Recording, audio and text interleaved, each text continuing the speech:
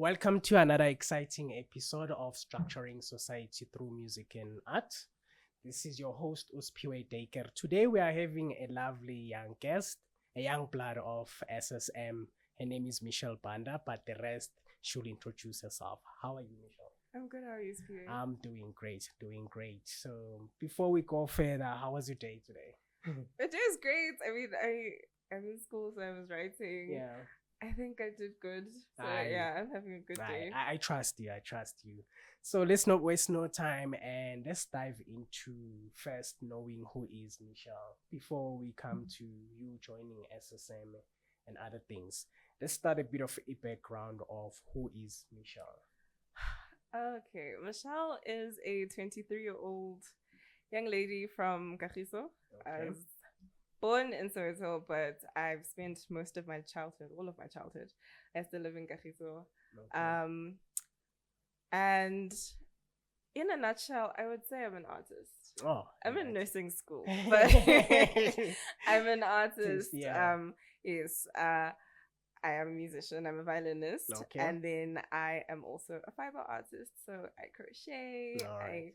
I like to make my own clothing. Oh wow! And yeah, The SSM is talent. It's not only music. But thank you for that short brief. Let's dive into that brief again. So with Michelle growing from Soweto to Ekahi, so at that time, were you already in music, or were you already having the passion, or you were still finding yourself around that period?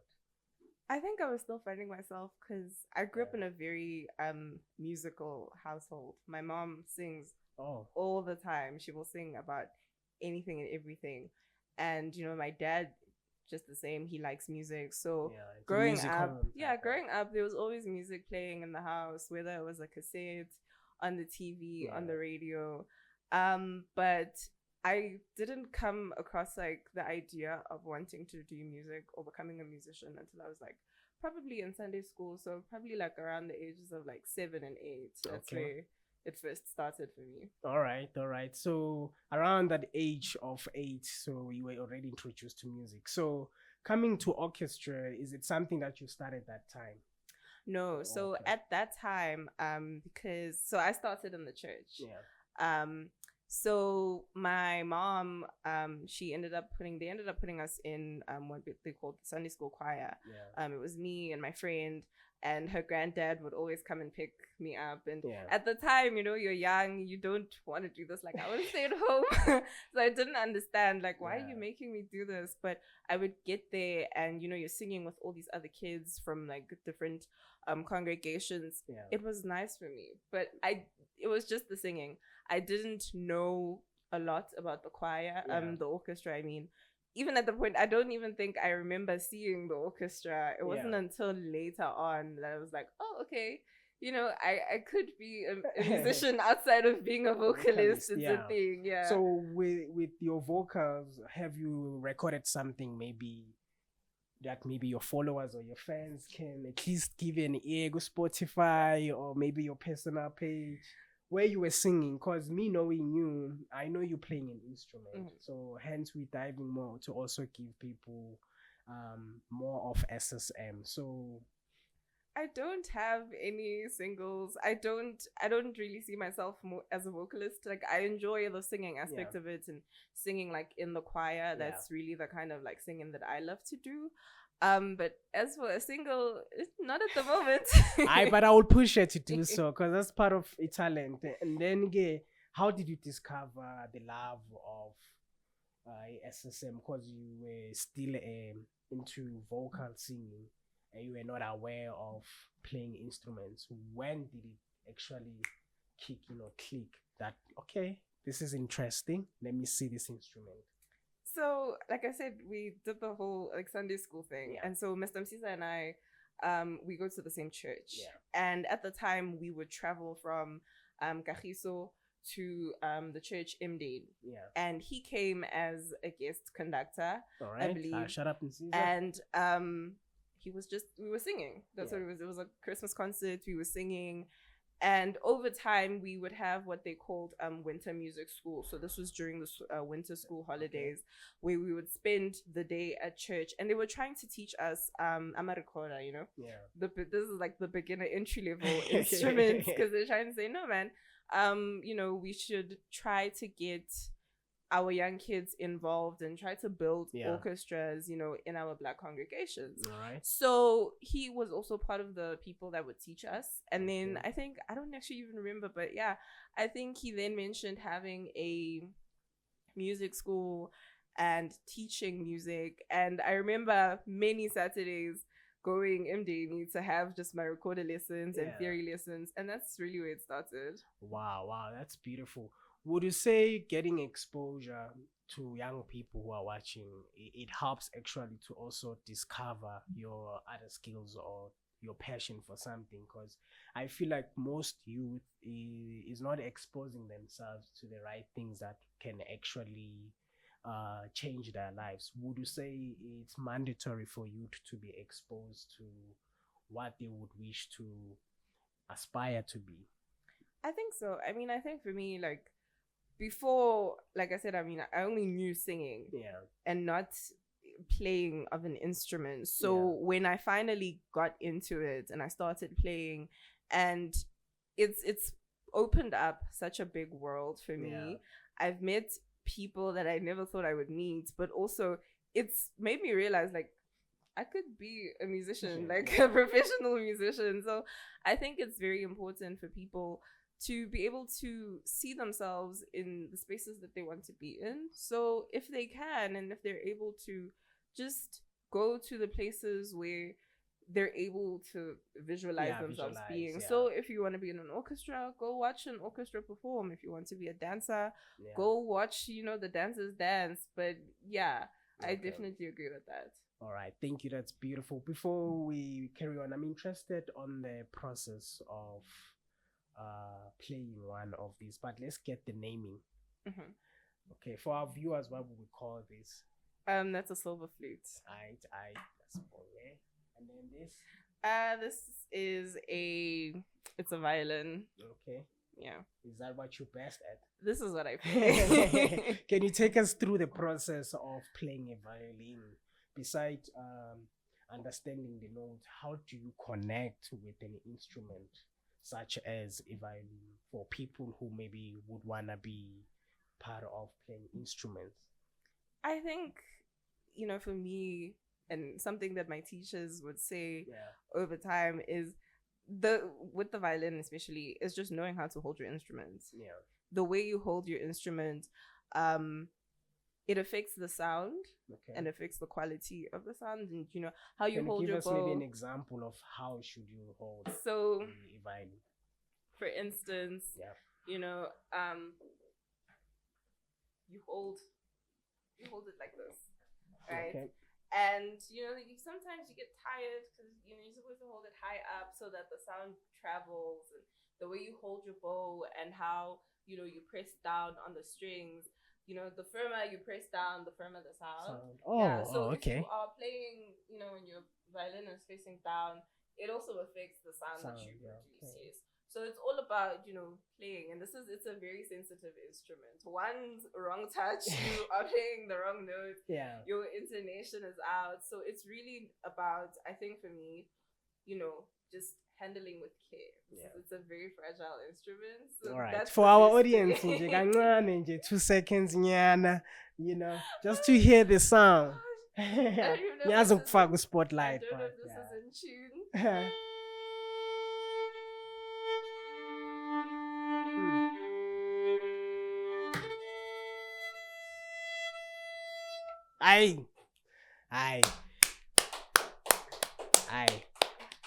That 5 seconds, Mama, I'm sold.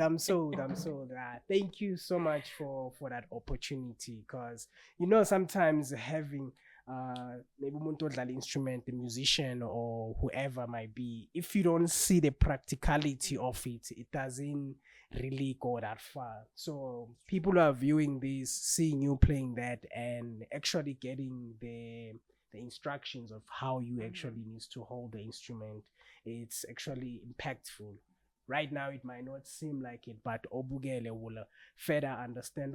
Oh, all right. And then with you falling in love with this instrument, moving forward, didn't you find it a bit I'm just trying to find a better word, but unusual for black kids to be falling in love with such instrument? Because as I said on the previous episode with Mr. Caesar, I did say in the community where we from, especially Elokshin, we don't find such instruments being in our eyes or zidlala nje emehlweni wethu. I understand. So I'm touched. That's beautiful. That's beautiful. So how did you decide, which as in I'm full in with the SSM? Now we are moving from you discovering yourself, loving the instrument, also meeting Mr. Caesar, but to your commitment, when did it kick in, which as in now I'm becoming SSM, or it kicked in from the first time you met Mr. Caesar? Because you know sometimes abantu nokuhlangana nabo ube inspired, but at the long run you fall off. So tell us more about that. I mean, I think I started off by saying I'm an artist. Yeah. And I came to the realization that this is a space that I really enjoy being in. Yeah. Doing anything creative. But I enjoyed the lessons. Yeah. I enjoyed the lessons. I enjoyed the lessons. You know, when somebody says lessons, no, it's very much a class. Like, you know, school class. It's a school class. Yeah. They're very strict. Like, you know, like I said, the way you hold your instrument, things like that. So it's very much a class. But I enjoyed it. Yeah. I felt like I was doing something. I believe in having hobbies. I believe in having. What are your hobbies? Just to okay. So my hobbies outside of this, I crochet, I read, I write. So is this something you did yourself? Yes, my entire outfit. What? I made myself. Look at this. When the SSM has a lot of talent. This is beautiful. When you came in with it, I thought you bought it somewhere. No. This is nice. Made it myself. But next day, it's a collection. Yeah, but that's beautiful. I carry on. I mean, I think for me, I enjoyed being in the space, you know, and there's something about SSM that's very much, this is home. Yeah. This is home. What makes SSM home? Is it the treatment, or it's just the atmosphere all in all? Or? I would say it's the treatment, but it's definitely also the atmosphere. Yeah. I think everybody here is so, we're all connected by one thing, and I think that's the thing that makes it so beautiful. Yeah. Because we're all here because we love music and the arts. Yeah. So you're meeting people who are passionate about the same thing as you are. Yeah. We all understand why we are here. It's so much easier to just feel comfortable in a space where you guys all like the same thing. Yeah. But yeah, outside of that, I think even just for me, it was seeing the passion that Mr. Caesar had, but also he sees things in us that we might not see in ourselves. You know, he really believes in a lot of us, and he really pushes you. Yeah. So I think for me, it was also being pushed, because sometimes like I would have times where I don't go to my lessons, and he would push and be like, no, you have to go to your lessons. You have to go to your lessons. And so would you say having a great leader helps, or a teacher? Having, you know, a motivation. I think also just a willingness of the self to want to do something, because I enjoyed this. I think once I started, in the beginning it was rough. I don't want to lie. Obviously, when you start learning a new thing, you know. I see the string of course. Mistake. I have. You know, when you first learn how to tune, you know, because you're tuning with the fine tuner, you're tuning with the pegs, and then you tune too tight, and then the string pops. But even like we would complain about the smallest things the holds, because obviously, when you're not used to working certain parts of your body a certain way, it hurts once you start using them constantly. So it was that, like, oh my gosh, my elbow, my shoulder, it hurts. But over time, it became so easy. Yeah. I think there's been moments during like rehearsals where I think this is all muscle memory. Yeah. I'm not looking exactly where my fingers are going, Yeah. but they are there. Yeah. I'm focused on my music, but it's muscle memory. Wow. So I think just, it's the willingness. Yeah. It's the willingness to also just want to do it, because you realize that, man, I'm actually enjoying this. Wonderful. And I think, I like music, so being able to give people the gift of music, I'm part of the quartet, so being able to be invited to perform at like weddings and things like that, it fills such a it fills a space in my heart, yes, because I feel like I'm giving people the gift of music, and I think that's a very beautiful thing to do. That's beautiful. And then with being in the orchestra, does it mean that you have to change certain, maybe let's say you have bad habits, or you don't exercise? You spoke of muscle memory. Yes. Do you need to really exercise? Because nokubona amanye instruments like this one. Yeah, I know it normally sits on the floor. Ground, yes. Yeah, but there's these ones on a brass band with those big. Do you need a muscle? Maybe have you held one maybe before? I wouldn't say I've held one. The brass in our orchestra is very strict with who gets to touch the instruments. But I think to a certain extent, you have to, I think once you start, practice certain things. My very first teacher would always say, you need to practice your bow hand. And he would do this with a pencil. And you're like, how are you doing that? But you look at it now, because like you go and you hold your bow. It's very easy as compared to like when we first started. It was difficult because you're not used to keeping your hand in that position for a very long time. So I think to a certain extent, yes, you do. I think maybe for like people that play like woodwind, instruments, blowing instruments, they have to really like practice like make sure that their embouchure face muscle is on point. Make sure that the embouchure is good and stuff like that. Your breathing, your posture is very important. So I think to a certain extent, yes, you do practice certain things, you exercise certain things. Oh wow, beautiful. And then with also growing to SSM, have you seen changes with the numbers since you started with SSM, like maybe having more members, seeing more other people having interest to what you guys doing? Oh yeah, definitely. I think when we started, like I'm saying, we were at church. It was just a bunch of people like from Sunday school, from the youth, But now there's people it's people from everywhere. It's not just a church-based thing. Yes, over the years, like you see the numbers, they dwindle. But I think from the time that I've been at SSM to where we're at now, there's been a lot of growth. There has been a lot. Like the mass orchestra alone is massive.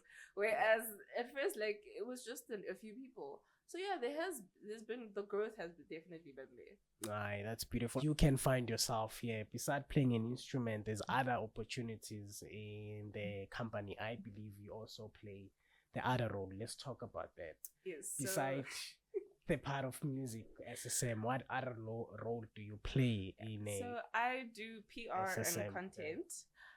Solely because I like creating like my own content and stuff, and when we would do performances, I would be like, oh, I'm vlogging my day, spend the day with me as a violinist, So Mr. Msiza was like, how would you like to, help us with the content? And I was like, sure, and I think that's the cool part about SSM. You learn things about yourself that you never knew you liked. I never thought that I would like creating content, but here I am, and I really enjoy it. Wow. Do you think Mr. Msiza uses a strategy, or it's just how things align themselves with the atmosphere as a SSM?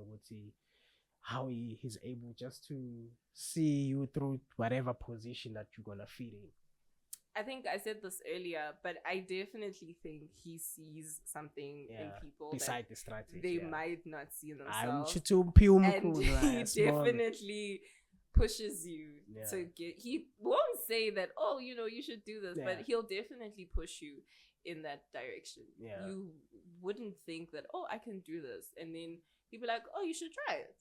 And he's very encouraging in that sense.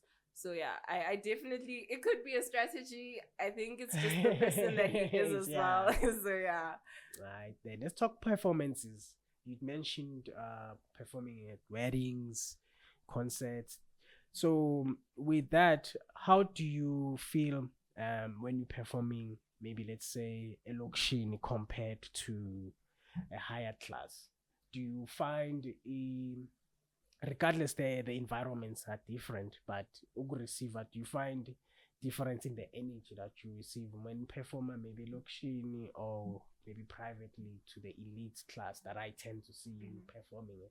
So can you just advise us regarding I think that? reception is definitely Different, yeah. For people, like you said, the elite class, people who are, when you're used to certain things, they don't excite you as much. Whereas there's a time we went, it wasn't even a performance, we were just playing at a church funeral. And after the funeral, we're eating and stuff. And this little girl, she comes up to me and she pats me on the back. And I turn and she's like, when I grow up, I want to be just like you. Oh, wow. And it touched me because I was like, wow. I've never had anybody say that, to me. So, but I think the reception in when we're playing like in the township and stuff, it's different. Like you can see that there are people who are excited to see things like this happening. We don't see a lot of black people, a lot of black children. And how's the crowd? Is it the crowd more compared to the other side of being the elite, or I it's think less? It also depends. I think I would say the numbers aren't massive. Yeah. Because I think people are also just still trying to get into the idea of classical music or classical renditions of like the popular songs. So I think a lot of people, they hear, oh, there's an orchestra, unless you're like, super like famous orchestra, people are like, but with the people that do come to the shows, there's definitely, the reception is beautiful to watch. It's beautiful to see that there are people out there who support the work that we do and who are willing to, enroll their students with SSM because they saw, they came to one of your concerts, they see that it's possible for black kids to actually do this type of music. Do these kinds of things. So I think, the reception is bigger in the townships because it's something that people are not used to. And it's something that I think a lot of people, I've met so many people who've been like, oh my gosh, I want to get into music, but it's so expensive. They don't know where to start. So having like organizations like this and doing concerts and doing shows like that, it definitely opens up those spaces for black kids to be able to do that. So in a nutshell, SSM, it's for the youth. Actually, it's to improve and impact the life of the young ones. But wow, that's great. And then when you perform, have you ever been afraid to perform at a certain caliber or stardom level whereby this crowd is actually frightening me, or it's always the same? Because with me, when I present, as you saw, I tune into a character. That fear tends to come and go, but that thing, I'm about to play. Do you still get those when you're facing maybe a larger crowd, or so we enjoy? And if you do, how do you overcome? At these few minutes, I was afraid, but now how do you, if it happens, or you go enjoy it? I think in the beginning, definitely. How did you deal with it? Get that stage fright where when you're playing Tatazela, and now you're playing Tatazela, your bow hand, and when you play, you can feel the vibrations on your strings, so it affects the sound that you are. So you can actually hear that you are off tune. You can hear that like there's nerves or whatever. Honestly, we always say the show must go on. You can't stop because you're nervous. You just I would try to get out of my head. And just while be like, while at it, like these people are not looking at you. These people are not focused on you. Remember what you practiced. This. Because we practice. We put so much time into practicing. You need to remind yourself that it's just a fear of the people seeing you and perceiving you as you do your performance.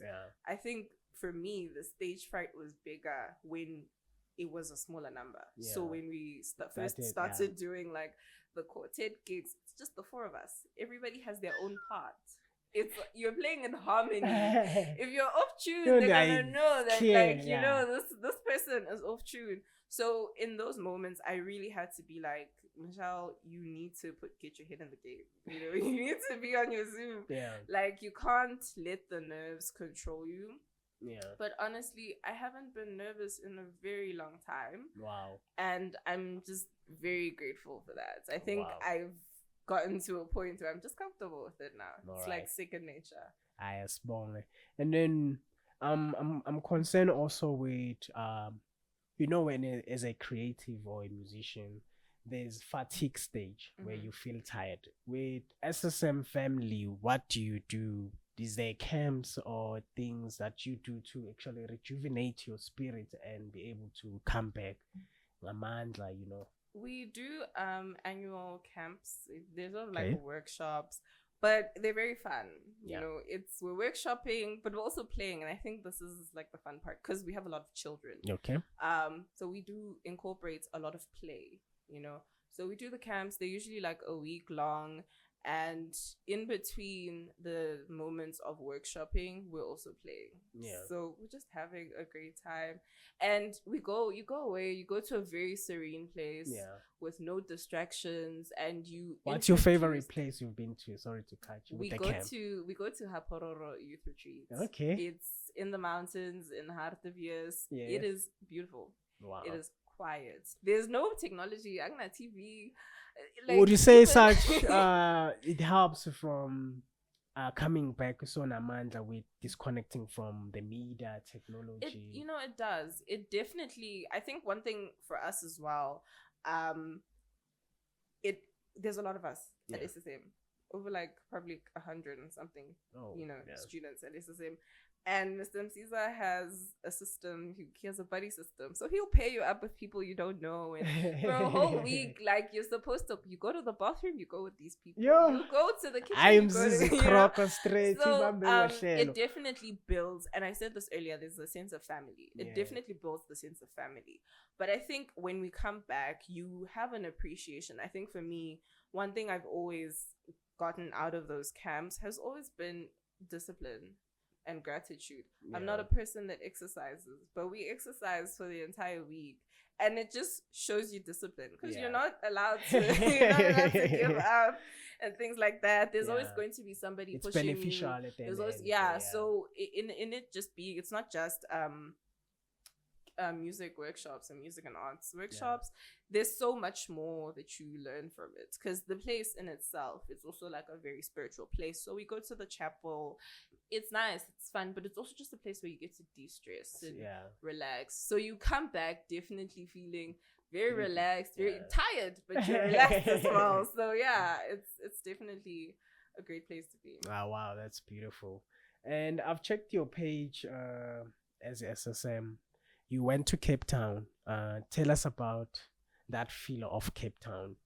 How was it like? Okay, so I didn't go to Cape Town. Oh, you didn't. I'm not part of the wind band.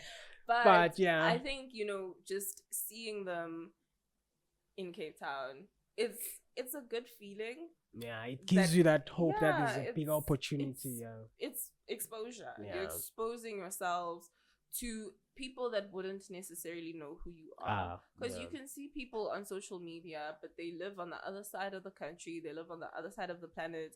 But the moment that you get to experience, I think certain things, like we experience artists' music through like Spotify and Apple Music and things like that, YouTube. It's never going to be the same as seeing them live in concert. And I think that it's the same feel.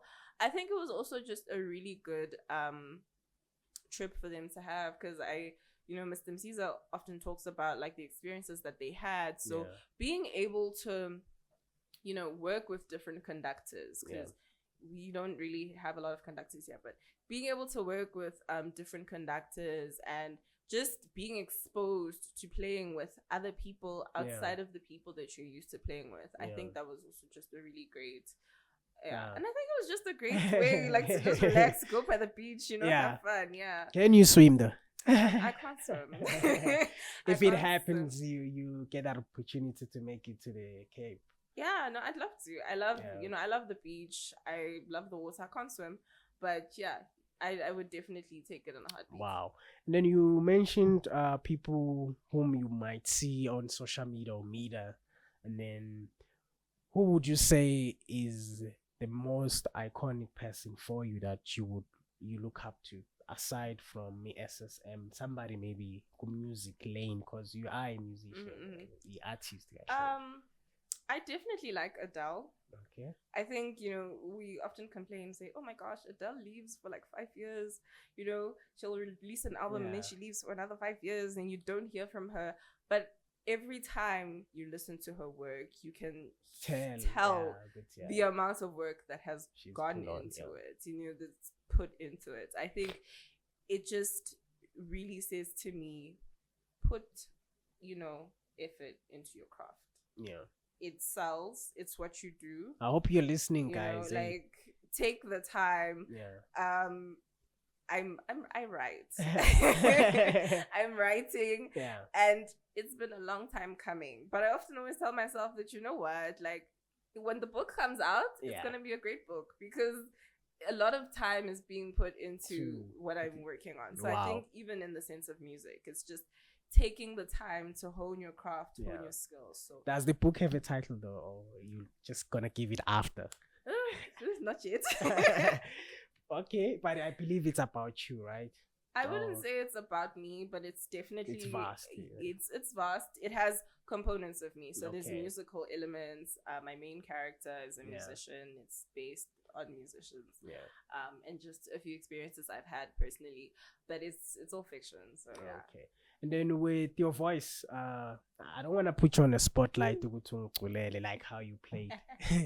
So which artist would you compare your voice with? Maybe I just want to have an idea. Spotlight. Then edit out that part. Oh my gosh, I don't know if I can. I don't know if I can say definitely that. Oh, it sounds like this person. Yeah, it sounds like it's unique. I sound like myself. Yeah. I sound like myself is what I can say. I don't want to say I sound like Beyonce and then people are like, prove it. Because can't do that. But nabenge ngifaka spotlight. But moving on, so where do you see yourself as a family SSM moving forward from here? Like in your head, probably you have certain images that you tend to play with. If everything goes into play, I see this ship moving to this direction. Where do you see? I definitely see us touring the world, the country, whichever one comes first. I just definitely see a multitude of branches. Because there's already like a few. I think being able to have branches maybe in every province, that would be really great. Being able to bring music, affordable lessons to impoverished like townships and stuff like that. I think that's something I definitely see us doing in the future. Wow, that's beautiful.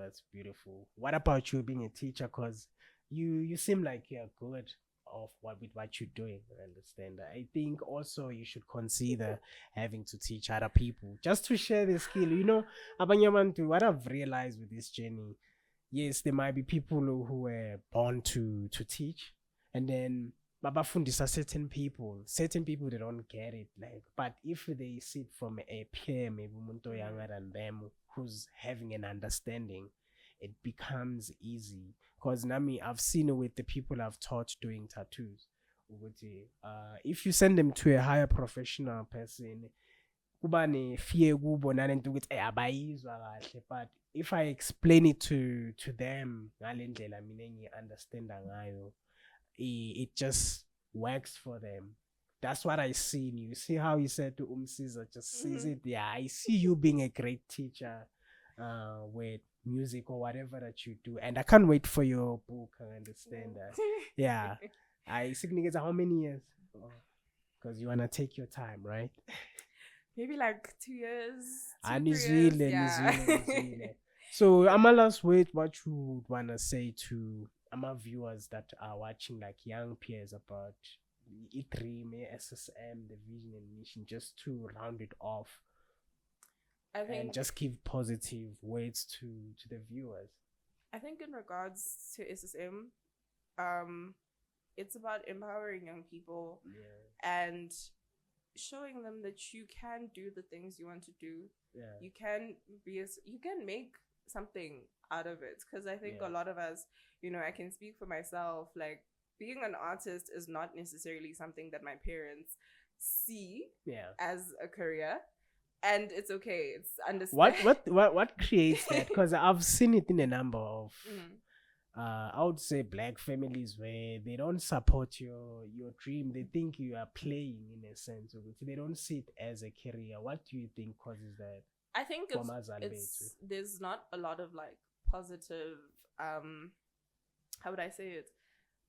You don't necessarily see like the outcome of it. Like you see a lot of the artists and the lifestyle that they're living, but it's also a matter of what happens when you don't get the gigs. You're a professional musician. That's what you do. That's what puts food on the table.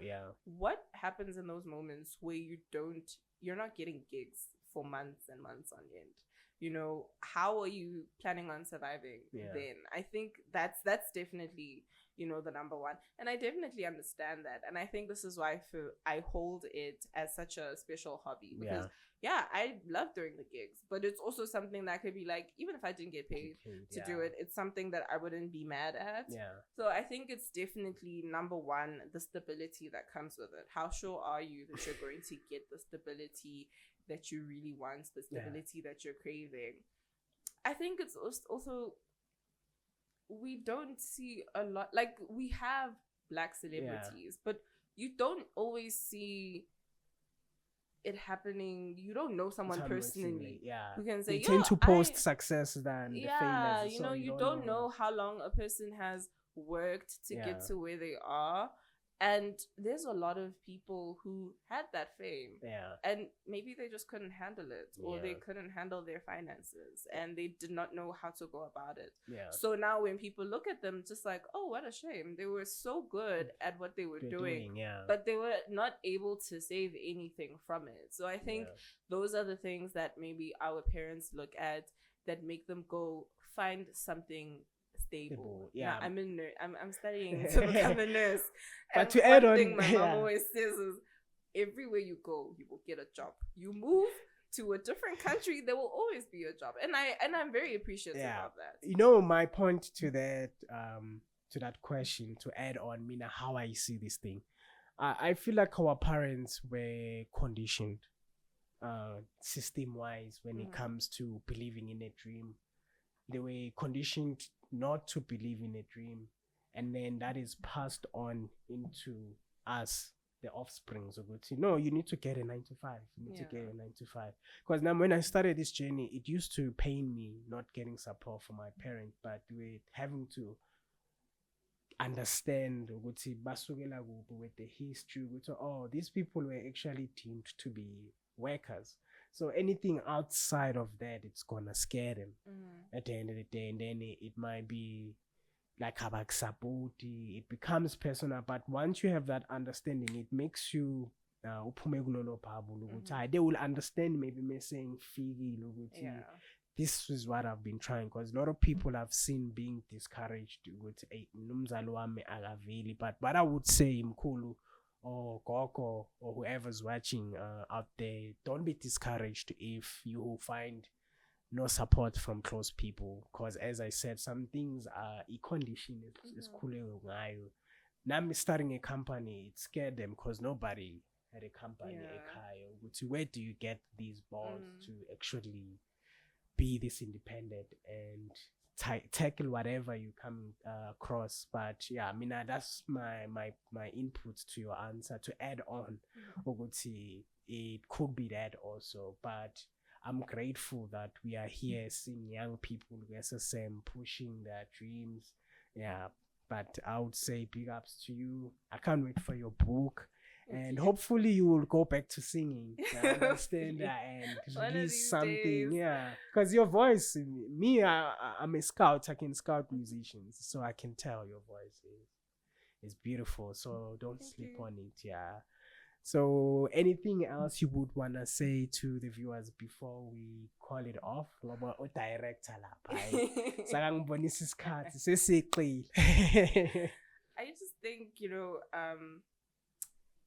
your dreams are valid. Yeah. And they can happen. Yeah. You just need to give them time. You just need to be patient with yourself. And you need to give yourself grace, because it's not always going to be it's not going to be an easy journey to get to where you're trying to get. And, there will be people who see you for what you're worth and people who see your value. Yeah. And, just keep the faith, and you are your biggest support system. Yeah. Yeah. If you don't believe in yourself, no one's, who else are you expecting to believe in you? That's dope. Yeah, that's what I would say. Well, thank you. That's well put together. Not to waste no more time, baningi abasazoza angifuni uMichelle ancance yonke information SSM. So we're gonna cut it here. But thank you so much for thank you for having me. Giving us your time. I'm Sipiwe Deiker, Saivala. Don't forget to also like Spiritual Ink. I'm a tattoo artist. Check my website. We also have Born Beautiful Production. It's us behind the SSM. We are helping each other. Born Beautiful TV on YouTube. You'll be able to see us. Thank you so much. Now Instagram, we there. SSM Music and Arts. See family. Yeah. Thank you. I see Vale Goodbye.